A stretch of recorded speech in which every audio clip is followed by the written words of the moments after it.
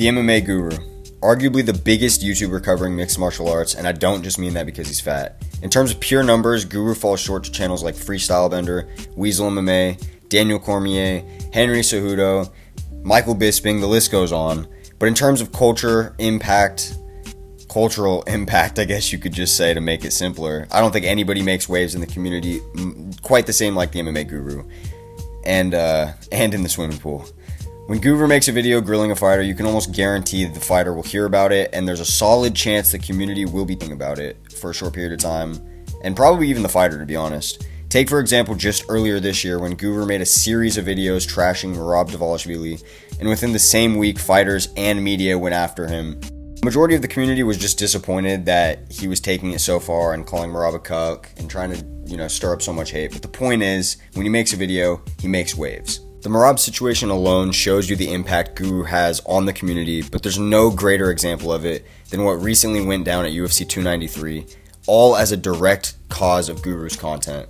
Today's video, I'm going to be breaking down why and how I feel the MMA Guru directly contributed to Sean Strickland winning the belt from Israel Adesanya at UFC 293.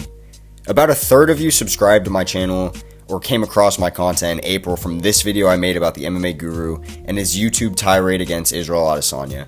A lot of people didn't like it, but an even greater amount of you enjoyed hearing Guru get some flack for once. It was my first video to pop off on the channel, and I apologize for those of you that expect this video to be a hit piece on Guru, because that's not what this is going to be. I'm not going to hold back from my critiques, but there aren't as many this time around. With all of this pretext out of the way, we can get to the timeline of events. Allow me to take you back a few months to September 4th of this year, where the MMA Guru posted a video that, I shit you not, summarizes all of his other hate videos on Adesanya and repackages it as ammo for Sean Strickland to use at the press conference. In this video, he briefly goes over the infamous video of Adesanya touching his dog's pingus. I want to make it clear that Guru didn't ever say anything more about the dog situation prior to September 4th. Guru likes to make the claim he's been exposing Adesanya for 2 years on a dog fetish, but it's straight up cap. All he ever says exaggerations on the clip in question that shows Adesanya with his dog, and his dog's pocket rocket is hanging out and Adesanya touches it. He doesn't jerk it off, he doesn't hold it or anything that Guru makes it out to be. Now, do I find it weird still? Absolutely. Does it make me feel like Adesanya has a dog fetish or endangers his pets? Absolutely not. To essentially slander a man as a dog fucker for an extra 100,000 views on a video is blasphemous. But to double down and claim you're doing it out of caring for his dogs and their well-being is grade A Guru activities. Whenever somebody over-exaggerates a story repeating the same talking point 5 times, I call it Guru activities.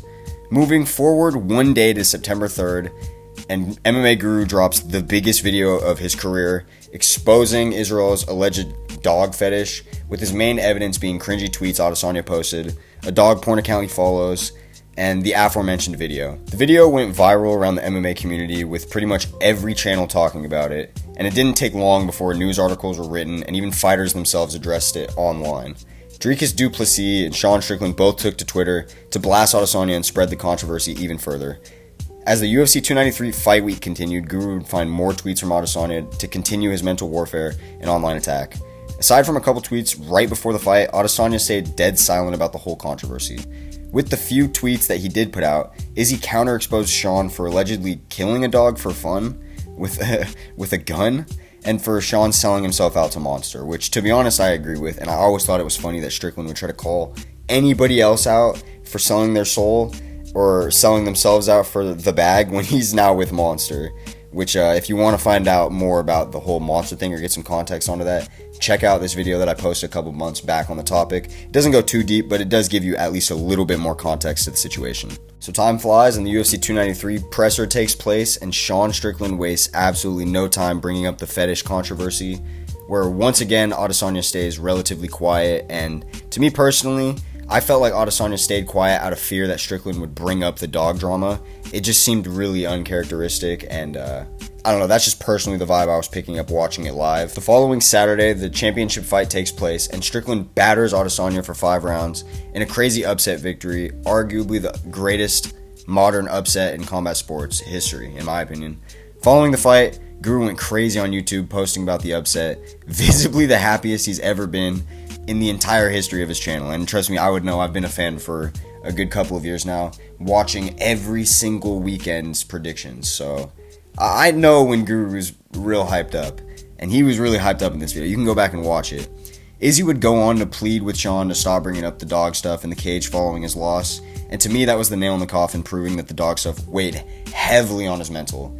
I don't think Izzy would have won at UFC 293 regardless, because I think Sean Strickland was just too good, and he had the perfect style to counter Izzy, but I'd bet money he'd compete better had Guru's video not ever been created. And as a side note, I've never heard of Adesanya addressing Guru online, directly or indirectly, despite the at least 20 plus videos Guru has made on him, which is crazy. It's quite smart considering Guru has gained a lot of his fans through people like Bisping, Dan Hardy, and Aljamain responding to his attacks. The UFC 293 fight week as a whole will go down as one of the wildest time periods in the sport's history that I got to watch live. As for my opinion on it all, I never got the vibe that Adesanya genuinely does weird shit with his dogs, but without a doubt he's tweeted some wildly cringy shit. And as for Guru, a lot of his hate towards Adesanya is baseless, and I'll never get behind baseless hate. I'm all for based hate though. Like Marab, fuck that dude. He deserves all the flack he gets online. I don't know why he's cucking the division and continuing to do it. That shit's cringe, and I can get behind that. I want to spend the last part of my video addressing the Lucas Tracy tards that spam my comments calling me an Izzy Glazer and typical fanboy, because I find this shit hilarious. And as a side note, for specifically the topic of Sean Strickland versus Adesanya, the third Gladiator guide I ever made on my channel was for Sean's career, because he's in my top 5 fighters in the UFC. And that's a fighter that I made a video on who's not like a champion or an up-and-coming prospect or anything like that. I just wanted to make a video on him because he's genuinely one of my favorite fighters. So you have to find a better excuse for why I'm glazing on that topic. But regardless, it's clear there's a large group of people who enjoy the hate train on Adesanya and will take any criticism to their sacred chub Guru and his takes as glazing.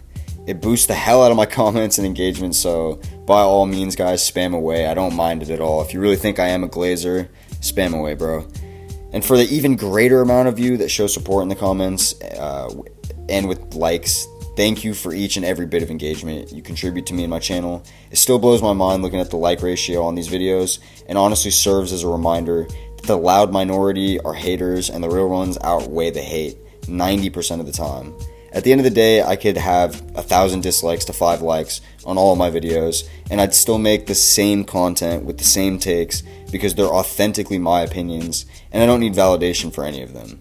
Genuinely, I don't. I want to close this video off reminding y'all that we live in a world where Sean Strickland is champion of the UFC, and I couldn't be happier we live in this timeline. From the Doggate drama online all the way to the UFC 293 presser and the eventual title upset, Adesanya versus Strickland, the UFC 290 week as a whole will go down as one of the craziest times in combat sports history. Thank you guys for listening, and I'll catch y'all.